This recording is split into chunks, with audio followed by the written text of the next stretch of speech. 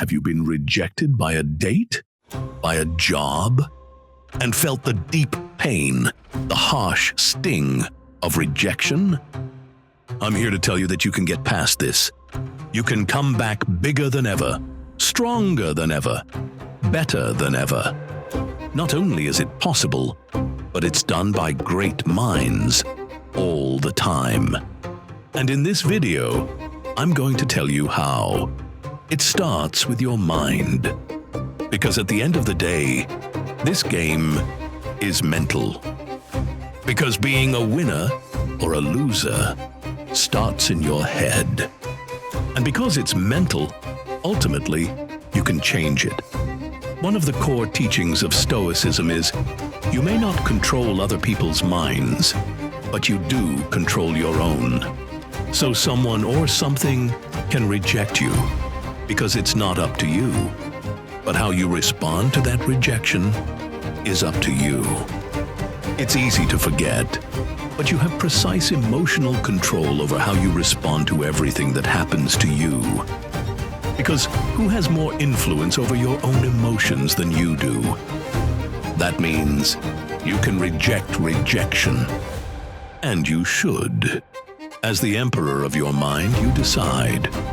So, decide in your favor and say no to rejection. If someone decides that you're not right for them, you can reflect on how other people make bad decisions all the time. It's true. Think about it for a moment, about all the bad decisions happening right now. At this moment, someone is getting behind the wheel after drinking too much. Someone is about to lose money they can't afford to lose on a bet. The list goes on. There are a lot of bad decisions happening all the time in this world.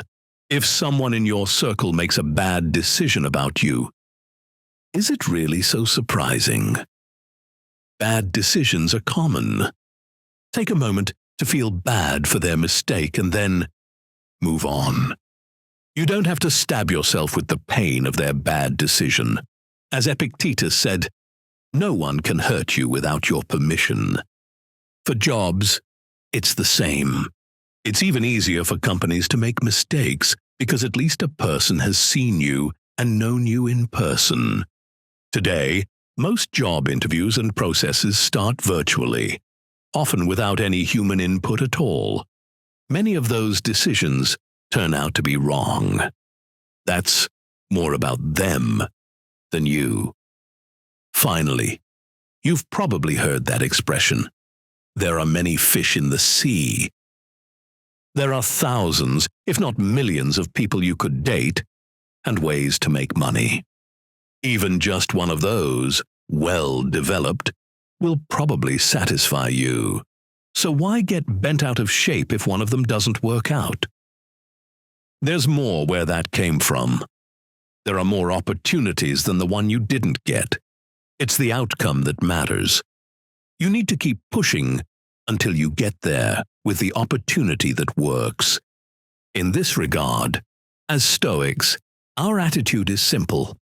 Life is tough. You need mental fortitude to fight your way through it, and you can start by fighting the negative emotions, both with your thoughts and with good habits. Let's say you have a little voice in your head saying, you keep trying and just keep losing. In that case, you might lose motivation and might even quit. What do you say to that voice in your head? The first thing we should do is look at this critically. In most cases, remember, it takes a lot of repetitions to get good at something. So the first question to ask yourself is, how many repetitions have I put in? If the answer is a low number, then there's your answer. You probably haven't gotten enough practice yet. You can't expect to start something as a new person and crush it. Getting good takes time, so learn to get good. And be patient. The next question to ask is there some comparison happening here that I could be thinking about better? Seneca would warn us against the trap of measuring self-worth through comparative rankings. If your happiness depends on being better than others, you've made your well-being hostage to factors beyond your control. There will always be someone very skilled, and the circumstances that put someone in first place can change rapidly. Instead, compete against your own past performance while being fair. Finally, remember that if other people have been doing this longer, they probably are going to be better at it. So for you to get to that point, you need to practice to get better too. Be mentally prepared for this. And then, start getting that practice. Here's the truth most people won't tell you. Rejection is a skill you can develop. Just like building muscle at the gym, you can build rejection resilience through deliberate practice. And the way you do this is through what I call rejection exposure therapy. Start small. Ask for a discount at your local coffee shop. Request an upgrade on your next flight. Apply for jobs slightly above your current level. The goal isn't to succeed every time, it's to get comfortable with hearing no. Each rejection you collect is like adding weight to your mental barbell. You're training your emotional muscles to handle bigger rejections without breaking. But here's where most people get it wrong. They try to avoid rejection entirely, which is like trying to build strength by avoiding the gym. Instead, you need to flip your mindset completely. Start collecting rejections like trophies. Jia Jiang, the entrepreneur, did this for 100 days straight. He asked strangers for the most ridiculous things. To borrow $100, to plant a flower in someone's backyard, to make an announcement over an intercom at a store. Most said no, but something incredible happened. Rejection stopped hurting. It became a game. When you collect rejections, you realize they're not personal attacks on your worth. They're just responses you can file away and forget about if you're getting better anyway. It's the getting better that's important, not the individual rejection. It's process over outcome until you get the right outcome. And speaking of outcomes, let's look at some famous rejections that changed the world. Steve Jobs was fired from Apple, the company he founded. Walt Disney was told he lacked imagination and had no good ideas. Oprah was fired from her first television job for being too emotionally invested in her stories. Stephen King's first novel, Carrie, was rejected 30 times before it found a publisher. You know how this story ends. Jobs came back to Apple and created the iPhone. Disney built an empire. Oprah became the most influential media personality in history. King became one of the best-selling authors of all time. Their secret? They played the mental game and won. They looked at the rejection, threw it in the trash can, and pushed forward. And today, we all know their names because of the choices they made back then. Let that be your model and inspiration the next time you hear a hard no. Now, sometimes someone says no to you and gives you a good reason why they did. That's feedback, and it's good. You want to walk the line here. Not so emotionally open that a harsh word crushes you, but not so walled off that nothing anyone can say can help. If you're getting feedback, then learn to distinguish between the good and the bad kind. Here's something most people get backwards. They think all feedback is valuable. It's not. So let me give you the framework for when to listen and when to walk away. Seek feedback from credible sources. What makes someone credible? They're successful in the area you're trying to improve. They have actual experience making the decisions you want them to make, and they have skin in the game. A hiring manager who's been recruiting for years? Listen, a random friend who's never hired anyone? You might want to ignore that, especially if that friend doesn't know your area. Seek feedback when it's specific and actionable. Good feedback sounds like this. Your presentation was strong, but you lost me when you explained your reasons, which didn't make sense. Bad feedback sounds like this. It just wasn't a good fit. The first gives you something to work with. The second gives you nothing. Seek feedback when it's offered constructively, and pay attention to how that feedback is delivered. Constructive feedback focuses on behavior and actions you can change. Destructive feedback attacks your character or things you can't control. Now, when can you ignore feedback? If the person giving the advice hasn't had the kind of success you're looking for, it's fair to question it. Your uncle who's been at the same job for 20 years probably shouldn't be giving you career advice about switching industries.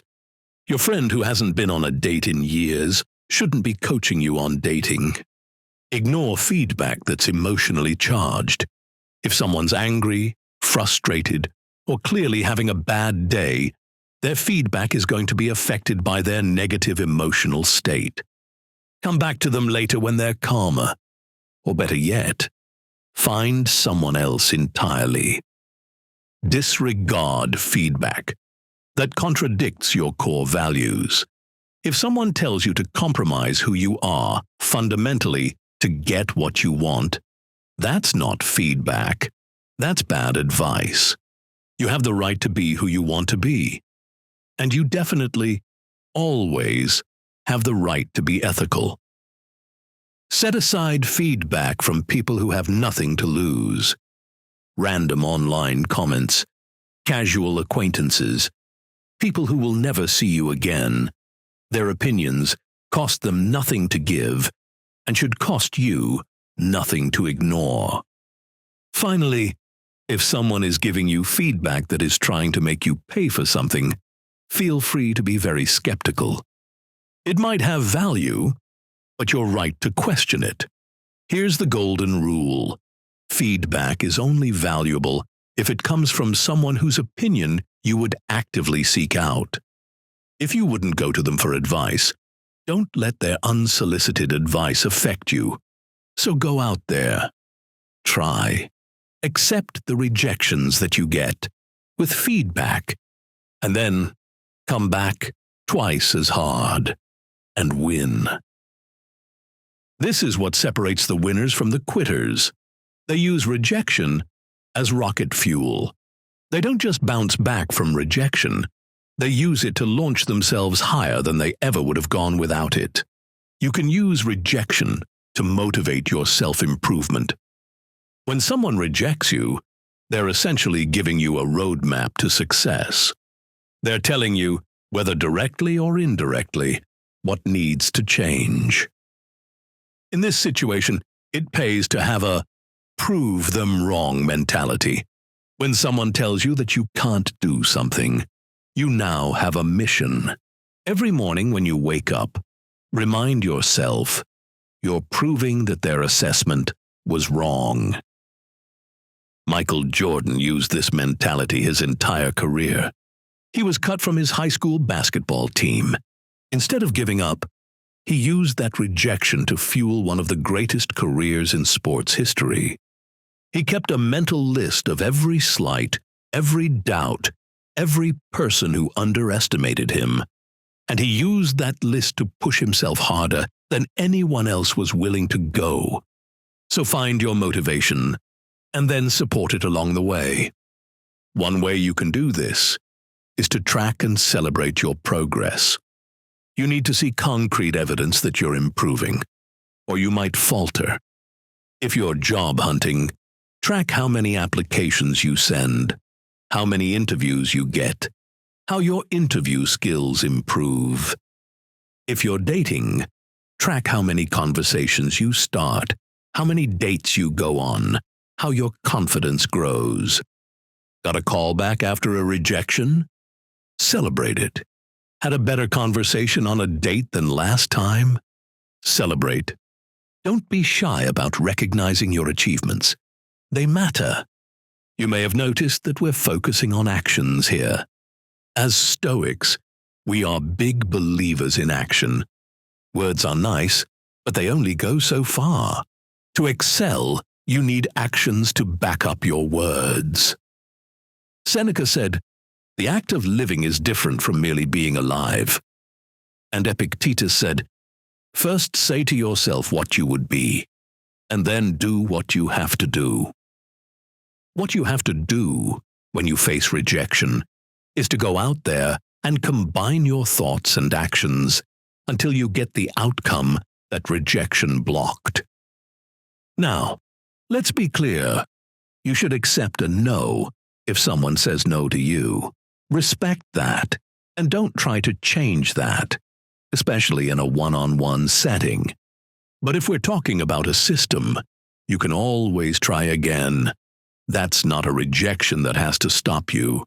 So steel yourself and try again. Keep going until you win. Because the truth is, that's how you win. By trying and trying and trying until you sweat. Until you win. It helps to be philosophical about it. Remember that you're not the only one who has faced rejection to get to a better life. We all have to work for it. The next time you go out to, say, a shopping center, notice how many people are struggling to make a living. It's hard for them. They struggle too.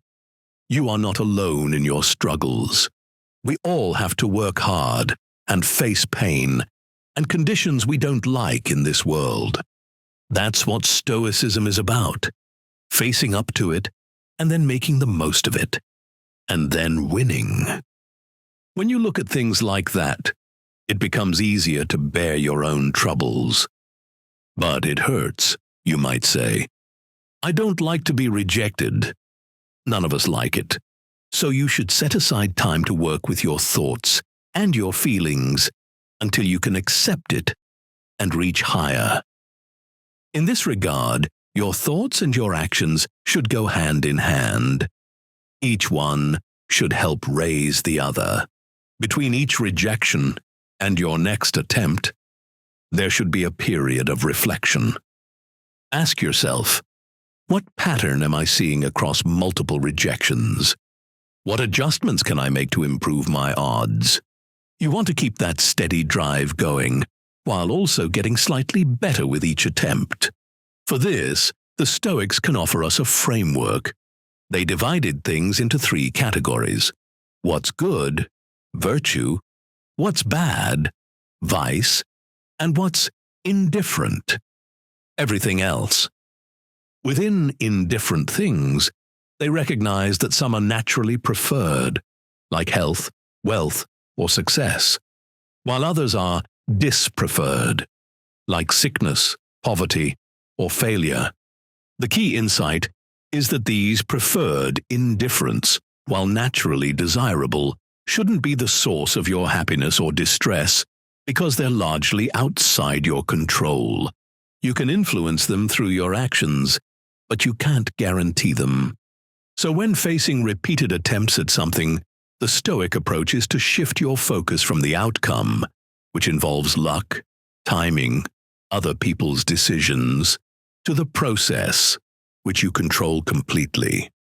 Whether it's love, work, or creative projects, that core approach stays the same. Remember, every rejection brings you statistically closer to acceptance. In sales, they call this the law of averages. In life, we can call it the law of persistence. Your job isn't to avoid rejection, it's to accelerate through it faster than your competition. And in this world, you will have to compete with others and step over obstacles to get to the things that you want. Ultimately, we should see competition and the contest of life as a laboratory for virtue. If we're better at something, that will show. And if other people need to see that, they will. Every match, race, or contest becomes an opportunity to demonstrate our abilities to ourselves and to others. So hold your head up and compete for the victory you deserve. Do it for long enough, and you'll win.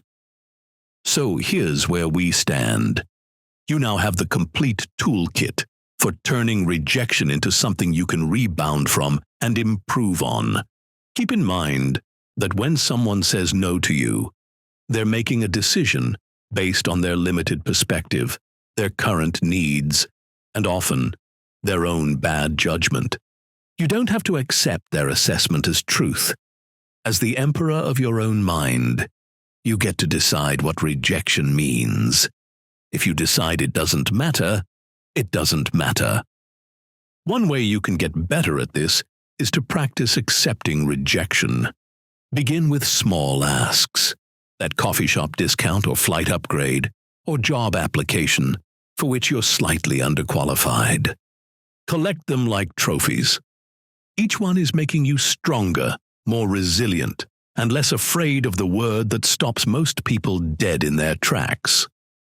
When feedback comes with rejection, be selective about what you absorb.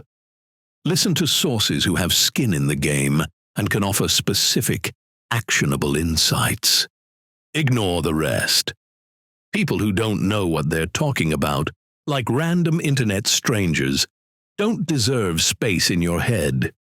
Instead, learn to use every rejection as rocket fuel for improvement. If an answer or a person points out something you could have done better, work on it. And if the answer doesn't do that, throw yourself into the next attempt without looking back. Between each attempt, take the time to pause for reflection. How can you adjust your approach? Commit yourself to becoming the best version of who you already are. Finally, remember that competition is inevitable in this world. Embrace it with respect for your fellow competitors, but never lose sight of your ultimate goal: your own self-improvement. The Stoics taught that we cannot control outcomes, but we can control our responses. We cannot guarantee success, but we can guarantee effort. We cannot avoid rejection, but we can choose how it shapes us. Now go out there in the arena of life and compete. Learn to get over those rejections. If you keep at it, you'll win. Your future self is counting on it.